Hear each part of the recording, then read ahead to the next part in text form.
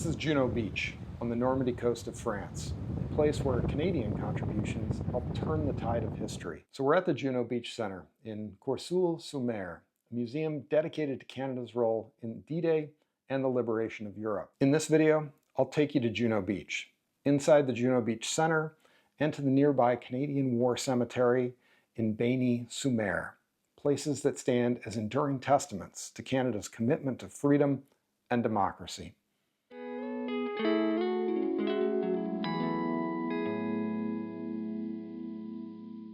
The Juno Beach Centre was opened in 2003, built by Canadian veterans and their families to ensure that the legacy of D-Day and Canada's contribution to the war effort are never forgotten. It's the only museum in Normandy solely dedicated to Canada's role in the Second World War and the spirit of those who served under the maple leaf. The museum's journey begins with the setting of the mood, placing you in a landing craft, 3rd Canadian Infantry Division, early on the morning of June 6th, piercing the rough surf and the final approach to Juno Beach. Once inside the exhibition, you're introduced to pre-war Canada and a look at the brave young men that fought here. Farmers, fishermen, students, ordinary guys from every province and territory who stepped up when the world needed them most. Through personal letters, recruitment posters, and training footage, you'll see how they were prepared for battle. Most of these guys had never set foot in Europe before, yet they'd soon be part of one of the most pivotal battles in history, carrying the hopes of a nation and much of the world on their shoulders. The exhibits go well beyond just D-Day, though, showcasing Canada's extensive contributions throughout the war, from the grueling Battle of the Atlantic to the liberation of the Netherlands. More than 1 million Canadians served in uniform during World War II, playing a decisive role in securing victory for the Allies. Now, this is especially impressive considering that was almost 10% of the nation's population at the time. The museum collection includes authentic uniforms, helmets, and weapons used by Canadian soldiers. Each artifact tells a deeply personal story. A soldier who landed on this beach, a letter never sent home, a medal earned in the chaos of battle.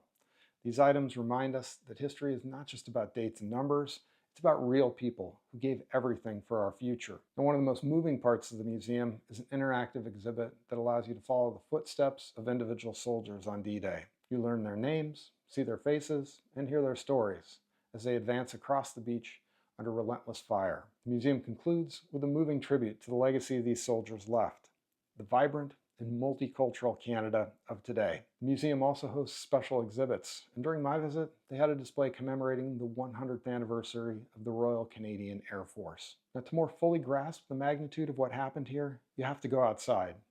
The beach, once filled with landing craft smoke and the echoes of war, is now peaceful and unassuming. Located between the museum and the beach, you can explore the remains of a German bunker complex, fortifications that were part of Hitler's Atlantic Wall. Today, these stand as silent reminders of the incredible challenge the soldiers faced that day. From April to October, the museum offered guided tours of these bunkers, but since I visited in mid-March, they weren't open yet for the season, so I wasn't able to explore the interior. The Juno Beach Centre isn't just about the past, it's about remembrance, honoring the nearly 45,000 Canadians who gave their lives in World War II, including the over 5,500 who perished on D-Day and in the ensuing 3 months of the Battle of Normandy. Now, a short 10-minute drive from the centre will bring you to Beny-sur-Mer, home to the Canadian War Cemetery.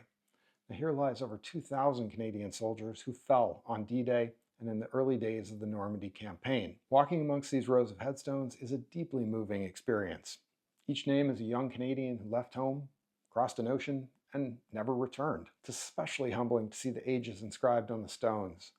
Most of these guys were barely out of their teens. Some gravestones bear heartfelt messages from their families, words of love, sorrow, and immense pride. These young men were sons, brothers, and friends who carried the hopes of a nation into battle. And it's a sacrifice that truly helped to save our world. Visiting Juno Beach and the Beny-sur-Mer Canadian War Cemetery is a powerful and emotional journey.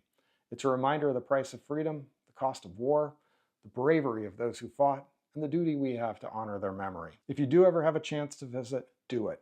It's an easy 2.5-hour drive from Paris, mostly along expressways. You can see the exhibits, walk the beach, read the names, and take a moment to reflect and be grateful. I also have another video on many more D-Day sites along the Normandy coast. Check the description for a link. Thanks for tuning in. If you found this useful, a subscribe is sincerely appreciated and helps me to continue the channel.